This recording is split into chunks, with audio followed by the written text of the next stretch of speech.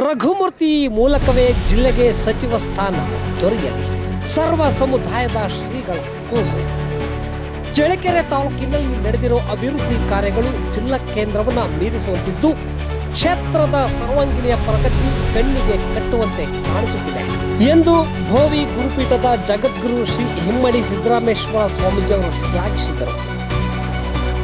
ಶಾಸಕ ಟಿ ರಘುಮೂರ್ತಿಯವರ ಜನ್ಮ ದಿನೋತ್ಸವದಲ್ಲಿ ಕಾರ್ಯವೈಖರಿ ಹಾಗೂ ತಾಲೂಕಿನ ಪ್ರಗತಿಯ ಕುರಿತು ಮಾತನಾಡಿದ ಶ್ರೀಗಳು ಚಳ್ಳಕೆರೆ ಕ್ಷೇತ್ರದ ಅಭಿವೃದ್ಧಿಯ ಚಿತ್ರವನ್ನು ಮುಕ್ತ ಕಂಠದಿಂದ ಶ್ಲಾಘಿಸಿದರು.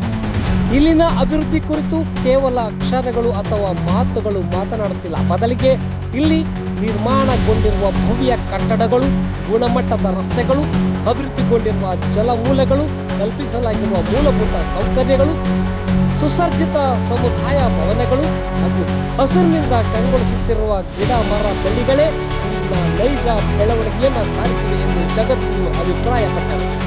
ಕ್ಷೇತ್ರದಲ್ಲಿ ಭೌತಿಕ ಮೂಲ ಸೌಕರ್ಯಗಳ ಜೊತೆಗೆ ಪರಿಸರ ಕಾಳಜಿಗೂ ಆದ್ಯತೆ ನೀಡಿ ಹಸಿರುಕರಣಕ್ಕೆ ಒತ್ತು ಕೊಟ್ಟಿರುವುದು ತಾಲೂಕಿನ ಸುಸ್ಥಿರ ಬೆಳವಣಿಗೆಗೆ ಸಾಕ್ಷಿಯಾಗಿದೆ ಎಂದು ಅವರು ಈ ಸಂದರ್ಭದಲ್ಲಿ ಮೆಚ್ಚುಗೆ ವ್ಯಕ್ತಪಡಿಸಿದರು.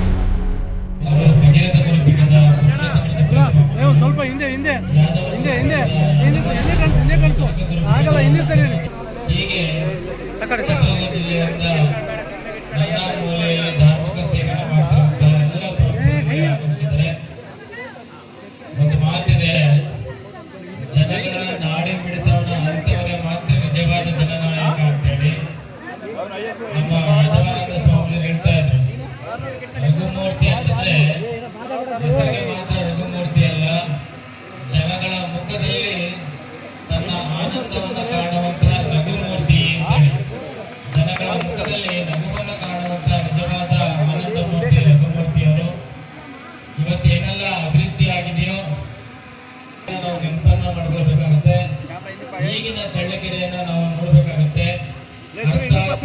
ಒಬ್ಬ ದಕ್ಷ ರಾಜಕಾರಣಿ, ಒಬ್ಬ ಆಡಳಿತವನ್ನು ಅರ್ಥೈಸಿಕೊಂಡಂತಹ ರಾಜಕಾರಣಿ, ಜನಪರ ನಿಜವಾಗ್ಲೂ ಯೋಚನೆ ಮಾಡುವಂತಹ ತಾಲೂಕನ್ನ ನಿರ್ಮಾಣ ಮಾಡಬಲ್ಲೆ ಅನ್ನೋದನ್ನ ಅವರು ಸಾಮಾಜಿಕ